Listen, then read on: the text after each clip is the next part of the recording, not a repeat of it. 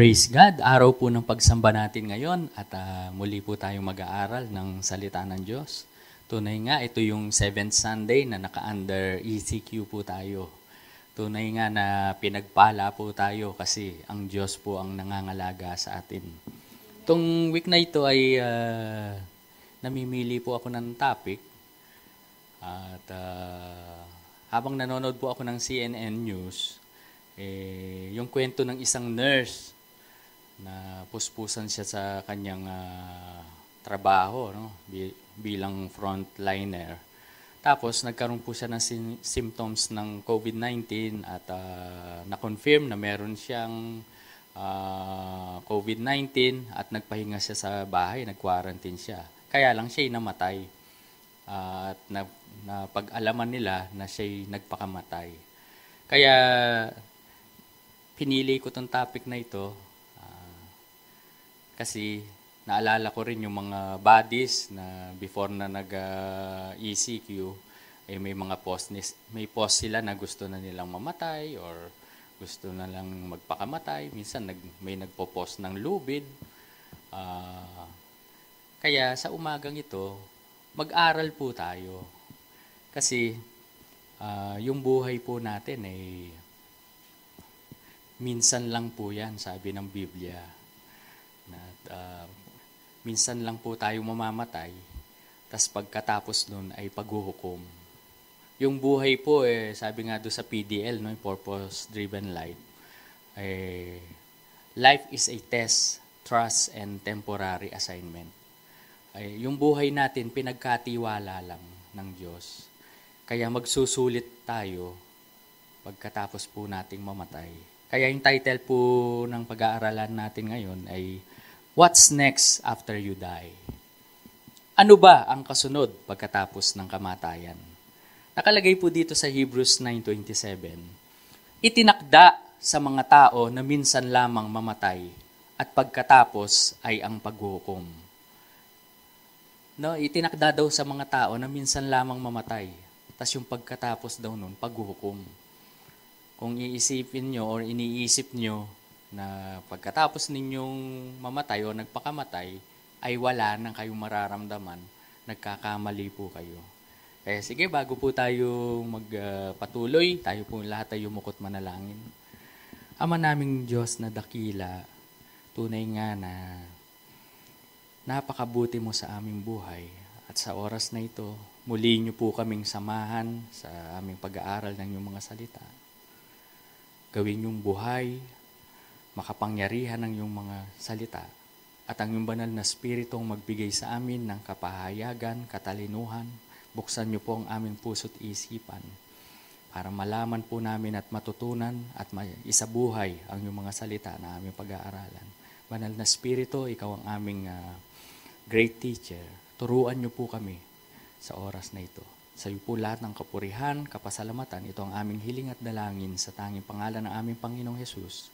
Amen. Amen.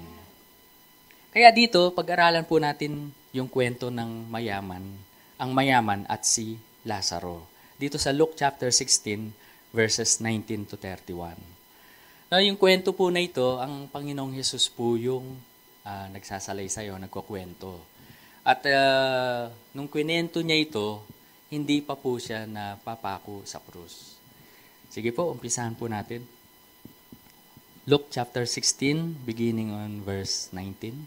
Sabi dito, may isang mayamang nagdaramit ng mamahalin at saganang-sagana sa pagkain araw-araw. Verse 20. At may isa namang pulubing nagngangalang Lazaro, tadtad ng sugat na nakalupasay sa may pintuan ng mayaman, upang mamulot kahit mumong nahuhulog mula sa apag ng mayaman, at do'y nilalapitan siya ng aso at dinidilaan ang kanyang mga sugat. Kaya dito, yung kwentong ito, no, yung dalawang karakter, no, isang mayaman at isang mahirap. No, yung mahirap, yung pulubi, ang pangalan niya ay Lazaro. No, kaya ito'y paglalarawan ng dalawang uri ng tao. Isang may kaya o mayaman, isa namang mahirap. At yung kwento na ito, marahil ito po ay hango sa totoong pangyayari. Kasi po, yung pulubi ay merong pong pangalan. Kaya dito po, yung mayaman daw, nagdaramit ng mamahalin, sa ibang translation, no, kulay ube, or sa English, purple, tas fine linen. Tapos, saganang-sagana sa pagkain araw-araw. At yung pulubi daw, dinadala sa pintuan ng mayaman at naghahangad siya na kung merong mahulog na mumong or crumbs sa hapagkainan ng mayaman. Kaya lang nauunahan siya ng aso at dinidilaan pa yung kanyang sugat. Dito po sa verse 22. Namatay ang pulubi at dinala ng mga anghel sa piling ni Abraham. Namatay rin ang mayaman at inilibing. Dito, yung mayaman at si Lazaro ay namatay. Kaya ang lahat ng mga tao po ay hahantong po dun sa kamatayan. Kaya mayaman ka man, mahirap, kahit na may pinag-aralan ka o wala, kahit maganda ka o pangit, tignan mo yung katabi mo. Lahat ay mamamatay. Pero una na kayo, kasi may gagawin pa ako. Kaya yun po, lahat ay mamamatay. No? Gaya nga nung text natin sa Hebrews 9:27. Tuloy po natin sa verse 23. Sa gitna ng kanyang pagdurusa sa Hades, tumingala ang mayaman at kanyang natanaw sa malayo si Abraham, kapiling si Lazaro. 24. At sumigaw siya, Amang Abraham, mahabag po kayo sa akin. Utusan ninyo si Lazaro na isawsaw sa tubig ang dulo ng kanyang daliri at palamigin ang aking dila sapagkat naghihirap ako sa apoy na ito. Yung mayaman at si Lazaro, dalawa po yung pinuntahan nila. Yung mayaman po, napunta siya sa Hades. At yung Hades po ay merong apoy. Uulitin ko po yung napuntahan ng mayaman, merong pong apoy. No, yung Hades po, gamitin ko na po yung salitang impyerno. Kasi doon po tayo sanay. No, at yung Hades po, impyerno, at yung Lake of Fire ay para naman po doon sa dagat-dagatang apoy or vice versa. Kaya dito po, kasi doon po tayo sanay doon sa salita na yon. No? Kaya yung mayaman po, napunta po sa impyerno. At si Lazarong pulubi naman, napunta sa piling ni Abraham. Sa English po, Abraham's bosom. Kaya dito, kung babasahin po natin sa English po, sabi doon, and he lift up his eyes. Yung mayaman daw. Tiningala niya yung kanyang paningin at nakita niya si Abraham kapiling si Lazaro. Kumbaga, yung Hades at yung Abraham's bosom ay magkapit bahay. Kaya lang, elevated po yung Abraham's bosom. Kumbaga, mataas po siya kaysa dun sa Hades. Kaya tuloy po natin sa verse 25. Ngunit sinabi sa kanya ni Abraham, Anak, alalahanin mong nagpasasaka sa buhay sa ibabaw ng lupa at si Lazaro'y nagtiis ng kahirapan. Ngunit ngayoy inaaliw siya rito, samantalang ikaw na may nagdurusa. Kaya dito po, explain po natin, hindi po porke mayaman, sa kaparusano, sa impyerno mapupunta. At hindi naman porke mahirap ay sa langit o sa kaligtasan mapupunta. Kasi sabi po dito, sabi ni Amang Abraham, alalahanin mong nagpasasaka sa buhay sa ibabaw ng lupa. Sabi niya sa mayaman. Mali po yung buhay niya. Yung ipinamuhay niya. Nagpasasa po siya. Tapos si Lazaro naman, sabi niya, nagtiis ng kahirapan. Kasi po, marami namang mahirap na kumakapit sa patalim, gumagawa ng masama, nagnanakaw, nagbebenta ng droga, nagsisinungaling, gumagawa ng masama. Kaya hindi po porki mayaman sa kaparusahan at hindi naman porki mahirap ay sa kaligtasan o sa langit. Amen po ba? Amen. Dito sa verse 26. Higit sa lahat, inilagay sa pagitan natin ang isang malaking bangin upang ang mga narine ay hindi makaparyan at ang mga nariyan ay hindi makaparine. Kumbaga daw, meron daw malaking bangin sa pagitan ng Abraham's bosom o kung saan nandun si Abraham at dun sa Hades. Hello? Kumbaga, elevated yung Abraham's bosom, tapos yung Hades, medyo mababa siya, tapos merong bangin sa pagitan. Kaya sabi po dito, yung mga narito, sabi niya, ay hindi makakapunta dyan. At yung mga nandyan naman, hindi makakapunta rito. Kumbaga, hindi na po makakaalis. Maski pa ipanalangin po natin. Hello? Kaya sinasabi ko po sa inyo, mga kapatid, wala pong purgatorio. Halimbawa, napunta ka sa kaparusahan, tapos ipapanalangin ka, aangat ka, mapupunta ka sa ibang level po. Wala pong ganun. Maski basahin niyo po uli yung kwentong ito. At ang nagkakwento po nito ay ang ating Panginoong Jesus. Dito po sa verse 27.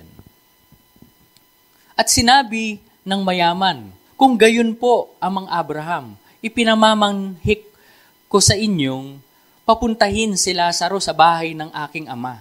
Verse 28. Sapagkat ako'y may 5 kapatid na lalaki.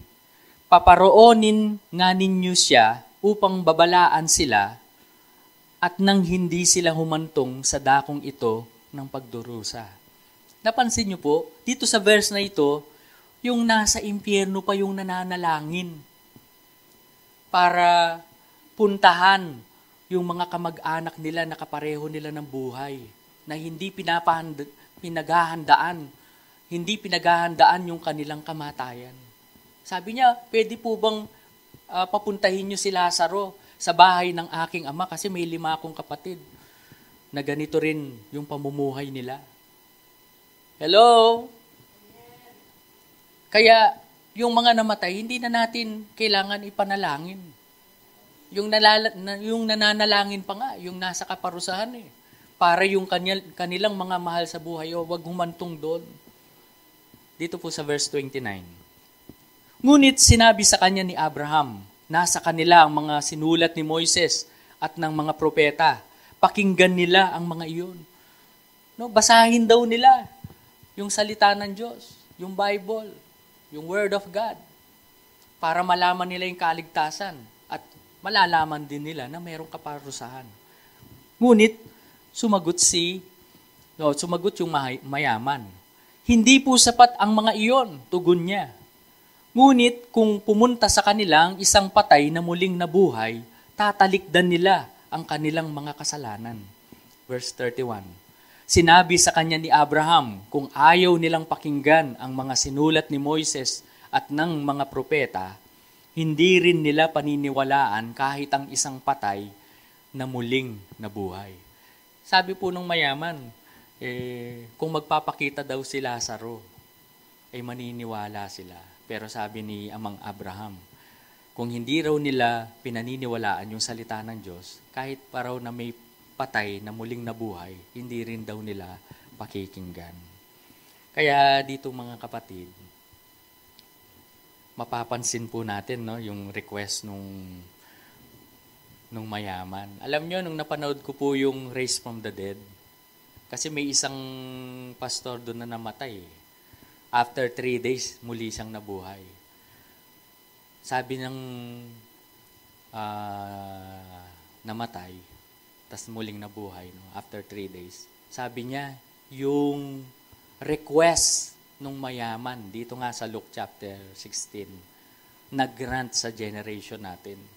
Kaya maraming nabubuhay na mga namatay na. Kaya mapalad po tayo, marami tayong warning. No? Kaya yung buhay po natin ay isang pagsusulit. Parang sa school, Nagbigay ng test paper yung teacher. Tapos maya-maya, sasabihin niya, finish or not finish, pass your papers. Yung kamatayan po, parang ganun.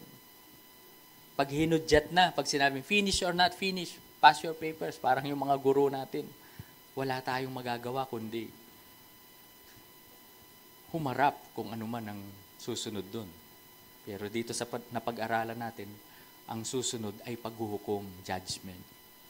Kaya lahat ng ating mali, mga kasalanan, hihingi po natin ang tawad at tanggapin po natin ang ating Panginoong Hesus bilang tagapagligtas po natin. Amen po ba? Amen. Dito po balikan po natin yung lugar, no. Kasi ako po naniniwala itong lugar na napuntahan ng mayaman, yun po yung paraiso. Kasi custom po sa Israel, pag sinabing Abraham's bosom or sa piling ni Abraham, tinutukoy nila yung paraiso. Kaya dito, magbasa po tayo ng ilang mga verses. Kasi sabi dito sa Luke chapter 23, verse 43, sabi ng Panginoong Hesus dun sa magnanakaw na nakasama niyang napako. Luke 23, verse 43. Sumagot si Hesus, sinasabi ko sa iyo, ngayon di isasama kita sa paraiso.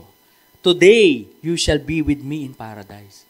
Isasama daw ng Panginoong Hesus yung magnanakaw doon sa paraiso. Alam niyo po, nagagalak ako dito sa magnanakaw kasi naligtas siya. Kaya nasabi ko tuloy, pag naaalala ko to sa lahat ng magnanakaw, ito yung pinakamatindi. Kasi mamamatay na lang siya, nanakaw niya pa yung buhay na walang hanggan. Hello, ibig sabihin nakamit niya. Kaya nakita niyo po kung gaano kadali maligtas, maniwala, manampalataya tayo sa Panginoong Yesus. Tapos dito sa Matthew chapter 12, verse 40. Yan. For as Jonah was 3 days and 3 nights in the belly of the great fish, so will the Son of Man be 3 days and 3 nights in the heart of the earth. Si Jesus daw nung namatay siya sa krus ng Kalbaryo, 3 araw at 3 gabi siya na malagi sa heart of the earth, sa ilalim ng lupa. Doon nga sa Hades. Dito naman sa Acts chapter 2, verse 27. Sapagkat hindi mo iiwan ang kaluluwa ko sa Hades, ni titiisin man na ang iyong banal ay makakita ng kabulukan. Verse 31. Palibasay nakikita na niya ito, ay nagsalita tungkol sa pagkabuhay na maguli ng Kristo, na siya'y hindi pinabayaan sa Hades, ni ang kanyamang katawan ay hindi nakakita ng kabulukan. Ang Panginoong Hesus ay napunta sa Hades. Yung magnanakaw, napunta sa paraiso. At makikita natin dito sa John chapter 20, verse 17, nung muling nabuhay ang ating Panginoong Hesus, sabi dito, sinabi niya kay Maria Magdalena, nung nakita siya sa libingan.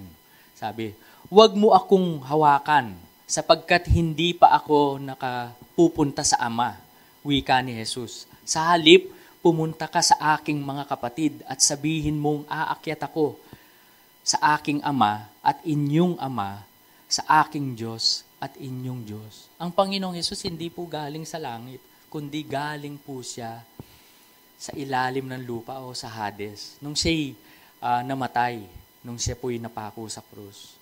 Kaya ako'y naniniwala dun sa yung paraiso ay yun yung Abraham's bosom. Pero dito po namamangha po ako sa kwentong ito.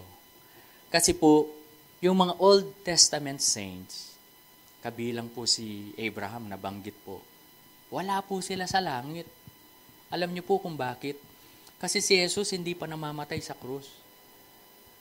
Yung kordero ng Diyos na mag-aalis ng kasalanan ng sanlibutan, hindi pa po naihain. Kasi nasabi ko po sa inyo, yung kwento na ito, ang Panginoong Hesukristo hindi pa po napapako sa krus. Kaya nasabi ko po nung yung mga dating topic po natin, yung John 14:6 ay ultimate verse. Sabi po, sumagot si Jesus, "Ako ang daan, ang katotohanan at ang buhay. Walang makapupunta sa Ama kundi sa pamamagitan ko." Si Jesus din po yung daan ng mga Old Testament saints, yung mga naligtas doon sa lumang tipan. Hindi pa po sila nakapunta sa langit hanggang hindi pa napapako o hanggang hindi napako ang Panginoong Hesus sa krus. Kaya dito, sa kapanahunan natin, ngayon nasa langit na po sila. Kasi po, sabi dito sa Ephesians chapter 4, verse 8 and 9, ganito ang sinasabi ng kasulatan, nang umakyat siya sa kalangitan, nagdala siya ng maraming bihag at nagbigay ng mga kaloob sa mga tao. Verse 9, anong ibig sabihin ng umakyat siya? Ang ibig sabihin niyan ay bumaba muna siya sa mga kailalimang bahagi ng lupa. Kaya yun po, yung mga nasa Abraham's bosom o sa paraiso, dinala ng Panginoong Hesus. Kasi nabihag sila dun eh. Hindi sila makaakyat sa langit. Kasi hindi pa napako sa krus ang ating Panginoong Hesukristo. Kaya alam niyo po, eye-opener po sa atin ito. Hindi po natin kailangan ng reliyon para maligtas. Ang kailangan po natin, magkaroon po ng relasyon doon sa ating tagapagligtas. Di po ba ang ating tagapagligtas ay ang ating Panginoong Hesus? Kung gusto po nating maligtas, magpaligtas po tayo doon sa tagapagligtas. Alagaan po natin yung ating pananampalataya, yung ating relasyon sa ating Panginoong Hesukristo. God bless you po. Glory to God.